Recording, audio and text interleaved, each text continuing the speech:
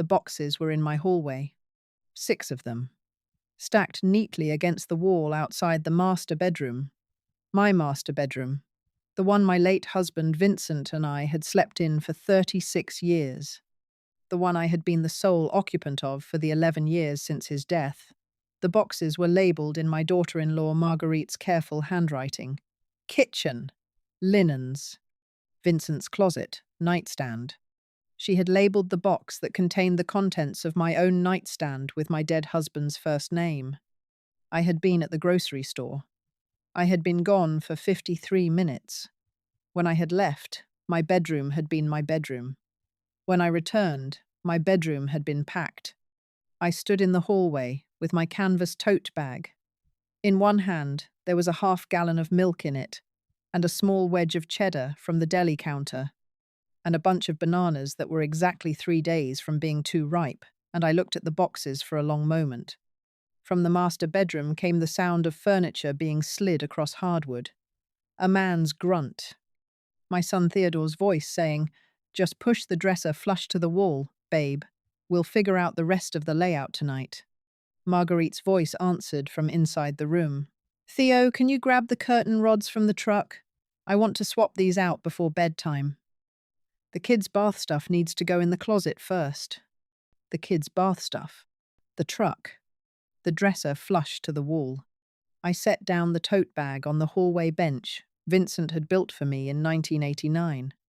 I walked, very slowly, toward the open door of the master bedroom. I stopped at the threshold. Marguerite was on her knees by the window, unrolling a length of patterned cream curtain. Theodore was at the far wall, pushing my dresser, which had been my mother's, which had been in this room since 1988, into a corner where it had never stood. My grandchildren's overnight bags were stacked on the bed I had slept in alone for 11 years. The duvet had been stripped. The pillows were on the floor. Marguerite saw me first. She smiled. The smile was wide and bright and rehearsed. "Florence, hi. I'm so glad you're back. We just thought we'd get a jump on things while you were out. Don't worry, your boxes are all labelled and ready to go down the hall." Theodore turned. He had the careful, guilty face of a 46-year-old man who had been instructed by his wife to perform a task he had agreed to without thinking, and now realized he should have thought. "Mum, hi. Mum, we were going to talk to you about it tonight after dinner." I did not move from the threshold. Theodore. "Yes, Mom?" Marguerite. "Yes, Florence. What is happening in this room?" Marguerite stood up. She brushed her hands on her jeans. She gave me the smile again, the one that had been engineered, I now understood, for exactly this conversation. "Florence, we have been thinking. Theo and I have been talking for weeks about the kids' situation. Lila and Hugo are getting too old to share, and the third bedroom is just so cramped. And you don't really need the master bedroom, you know? It's so big for just one person. We thought we could swap. You'd take the third bedroom. It's still a good size. It has the morning light you love, and the kids would split the master and the second bedroom. It just makes more sense for the family." Theo agrees. I looked at Theodore. Theodore did not look at me. Theodore. "Yes, Mom, you agree." He swallowed. "Mum, I think it makes sense. The kids need the space. You're alone in here. It's a big room for one person." I let that sentence sit in the air for a moment. Then I said, very quietly, "Theodore, how long have your family been living in my house?" He closed his eyes. "Mom." Theodore, the question. 3 years. 3 years and 4 months, sweetheart, since the September your contract fell through. You and Marguerite and the children moved into the second and third bedrooms, just for a few months, Mum, just while we get back on our feet. That was 3 years and 4 months ago. Mom. Marguerite. "Yes, Florence. How much rent have you paid me in 3 years and 4 months? Marguerite's smile flickered. The flicker was the size of a thought she had not yet been asked to articulate. "Florence, we contribute to the household. How much rent, in dollars, have you and Theodore paid me? Total, in 3 years and 4 months. A long pause. None. None. Thank you, Marguerite. That was the answer. Florence. I am not finished. How much have I spent on groceries for the 5 of us in 3 years and 4 months? She did not answer. I answered for her. Approximately $32,000, based on my receipts, which I have kept. How much have I spent on utilities, gas, electric, water, internet for a household that was sized for 1 and is now feeding and heating and lighting 5? She did not answer. Approximately 18,000. How much have I spent on the children's needs? The tutor for Hugo's reading, Lila's gymnastics, the dental work last spring, the school clothes every August because Marguerite told me she couldn't swing it this month. She did not answer. 26,000. Total. In 3 years and 4 months, your family has cost me approximately $76,000 of household expenses, on top of the fact that you have lived here rent-free. And today, while I was at the grocery store buying the milk and the cheese that you will eat tonight, you took it upon yourselves to repackage the master bedroom, because I don't need it. Is that an accurate summary? Marguerite's face had gone the colour of wet paper. Florence, you are twisting. I am not finished, Theodore. Yes, Mum. This is my house. Yes, Mum. My name is on the deed. Your father's name was on the deed. When your father died in 2014, the house transferred to my sole ownership. You and your sister and your brother were beneficiaries on the will. Upon my death, I am not dead. Are you aware that I am not dead? Mom. Theodore, are you aware that I am not dead? Yes, Mom, I am aware. Then please explain to me how you and your wife arrived at the conclusion that the master bedroom of my house was a piece of furniture you could rearrange while I was buying bananas. Theodore put his hand over his eyes. Marguerite said, very quickly, Florence, listen, we did not mean for it to come across this way. We can put everything back. We can absolutely put everything back. We can talk about it tonight at dinner like a family. Marguerite, take your hands off my curtain rods, put down the curtain, step away from the window. Theodore, push my dresser back to where it was, both of you. Now. They stared at me. Now. They moved. Marguerite set the curtain on the bed. Theodore pushed the dresser slowly back across the hardwood, the legs scraping a faint, pale arc into the wood that I knew already, never fully sand out. I walked into my bedroom. I picked up my own pillows from the floor. I set them on the bed. I picked up my own duvet. I set it on the chair by the window. Then I walked out of the master bedroom, down the hallway, past the 6 boxes labelled in Marguerite's handwriting, and into my kitchen. I picked up the phone. The number I dialed was Marcus Halloran. He was the lawyer who had drafted my will after Vincent died, and he had been my advisor since. Marcus was 79 years old. He had retired from his firm in 2019, but he still answered calls from long-time clients. And he had been waiting, I now understood, for me to call him for at least 2 years. He picked up on the 3rd ring. Florence. Marcus, I would like to evict my son's family. A small pause. Then, in the same dry voice he had used at Vincent's memorial in 2014. Florence, are they currently in the house? They are. Have they paid rent? They have not. Are they on the deed? They are not. Is there a written lease? There is not. Florence. In our state, you have what is called a tenancy at sufferance. It is the weakest possible legal claim a resident can have on a property. It can be terminated with 30 days written notice. After 30 days, if they have not vacated, you can file for unlawful detainer. The eviction would be granted within 60 to 90 days. 30 days. 30 days, with the notice served by certified mail. I can draft it tonight and have it in the mail by tomorrow morning. Marcus. Yes. What about the children? The children are dependents of their parents. They go where their parents go. That is not your legal obligation. It is theirs. I closed my eyes. Marcus. Yes. Vincent told me. In 2013, the year before he died. He said, Florence, if Theodore ever moves back in, you give him 8 weeks. If he is not gone in 8 weeks, you call Marcus. I gave him 3 years and 4 months. There was a small silence on the line. Then Marcus said, very quietly, Florence. Vincent told me that too, in a different conversation. He said, Marcus, my wife is going to be too kind to Theodore.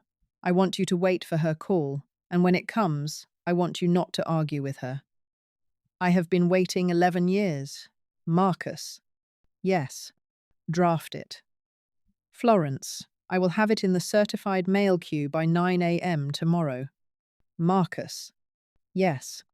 Make it 30 days, not 60, not 90, 30. Florence, it will be 30.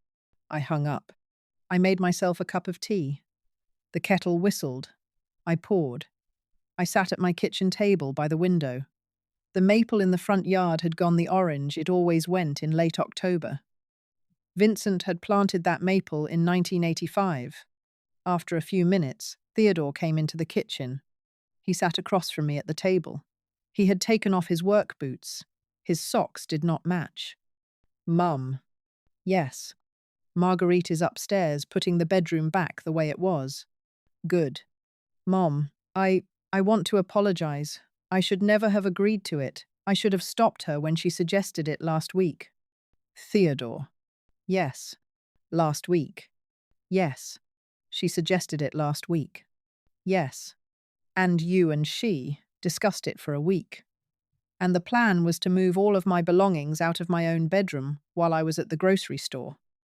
And then to tell me at dinner that it was already done, and then to expect me to accept it because the work was finished. Is that the accurate summary, Theodore?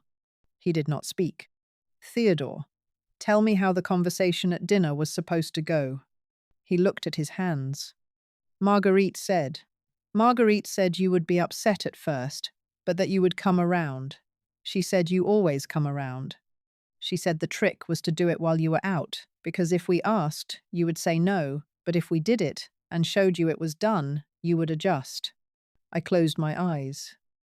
She said you always come around. Yes, Mom. Theodore. How many times in 3 years and 4 months have I come around to something Marguerite arranged while I was out of the house? Mom. How many times, Theodore? He swallowed. A lot. Name 3. Mom. Theodore, name 3. He closed his eyes. The garage. The garage was reorganized while you were at your sister's in February.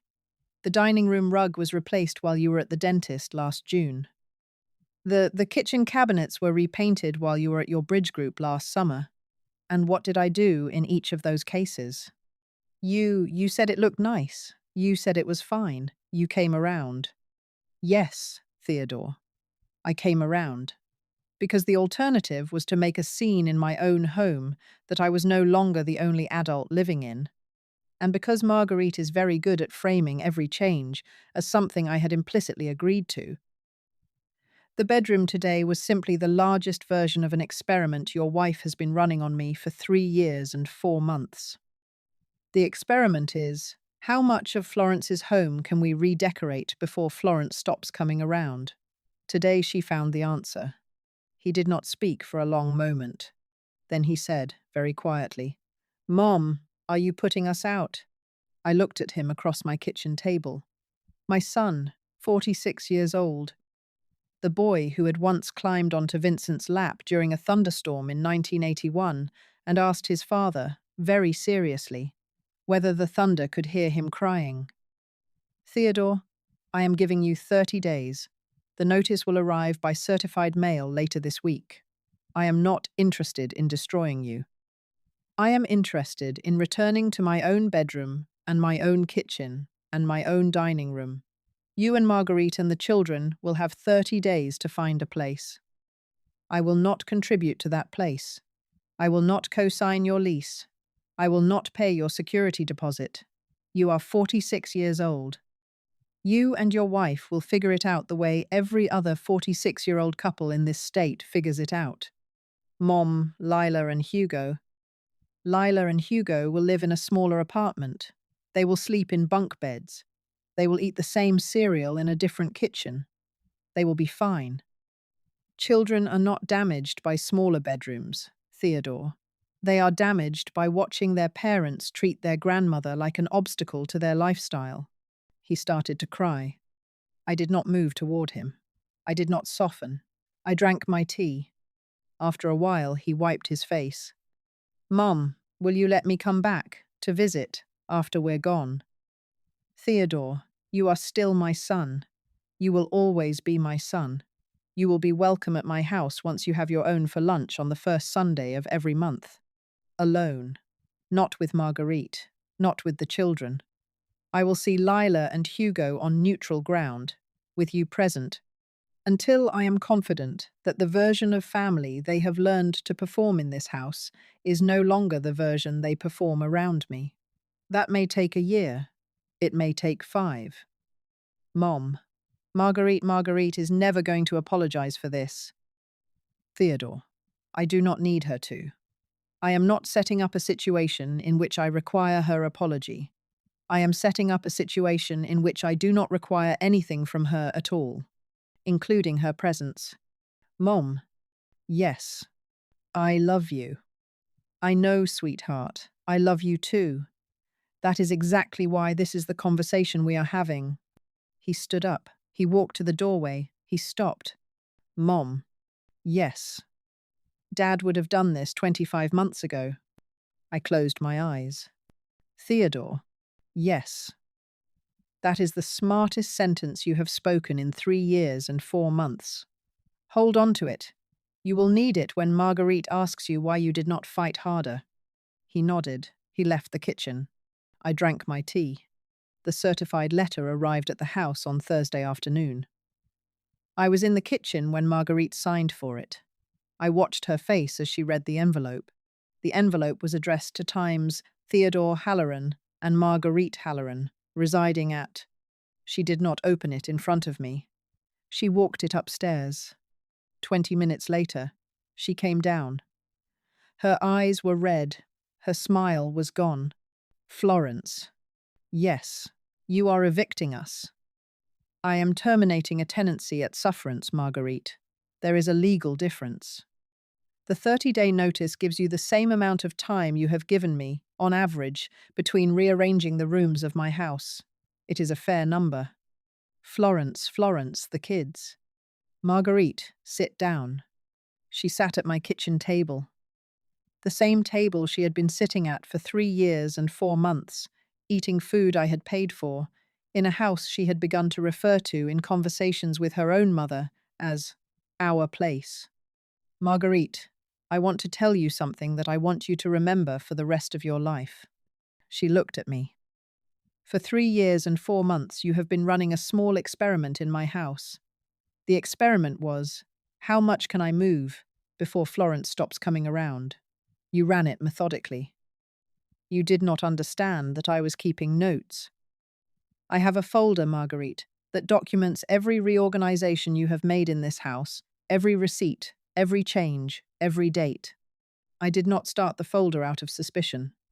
I started it because I needed somewhere to put the small confusions I felt every time I came home and found my own house slightly different. It became, by accident, the most useful thing I have ever filed. She was silent. You and I have spent 3 years and 4 months in a relationship in which I was supposed to play the part of the elderly mother-in-law who came around. And you were supposed to play the part of the busy daughter-in-law who improved things on my behalf. The performance worked because I was complicit in it. I was complicit because I did not want to be alone in this house after Vincent died. I traded my home for company. I want you to understand that I am aware of my own role in this. I am not blaming you for taking what I offered.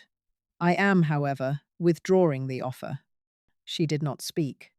Marguerite, there is no scenario in which you will apologize to me in a way that I can accept. I want you to know that. I am not seeking your apology. I am seeking your absence. The 30 days begins today. Use them. Find a place. The children's school does not change. The geography of your life does not have to collapse. You simply have to live in a house that is not mine. She started to cry. I did not soften. I did not move toward her. I drank my tea. After a while, she said very quietly, "Florence, I am sorry." Marguerite, yes. That apology is in the wrong order. Try again when you can put it in the right one. I stood up. I left the kitchen. I walked upstairs to my own bedroom, the master bedroom, returned to its original arrangement. The dresser back against the original wall, the duvet back on the bed, the boxes that had been labelled in Marguerite's handwriting, now stacked in the garage to be sorted later, and I closed my own bedroom door behind me.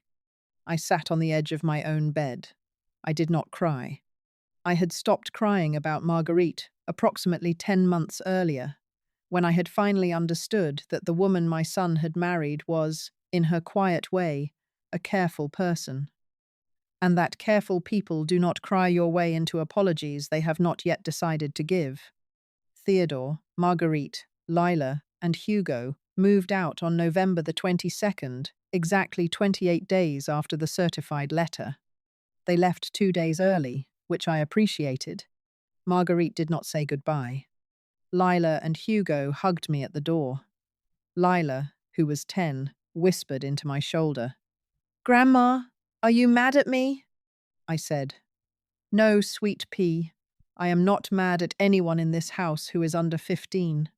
You are welcome at my house any Saturday for the rest of your life. You will visit me, and we will bake bread, and you will tell me what books you are reading. Do you understand?" She nodded. Hugo, who was 7, hugged me without speaking.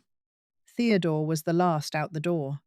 He carried the final box labelled kitchen in Marguerite's handwriting, and he set it in the trunk, and then he came back up the walk and stood on my porch.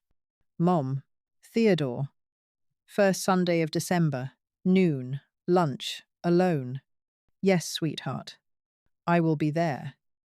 I will believe it on December the 3rd, Theodore, not before." He nodded. He walked back to the car. They drove away. I closed the door. I locked it.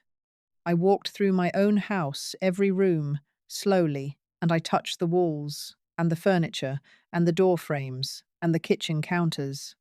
I touched my mother's dresser. I touched Vincent's reading chair. I touched the small chip in the kitchen tile, where I had once dropped a saucepan in 1991, and laughed for 15 minutes because Vincent had been on the phone and could not understand what I was. Laughing about. I was alone again, for the first time in 3 years and 4 months. I did not feel alone.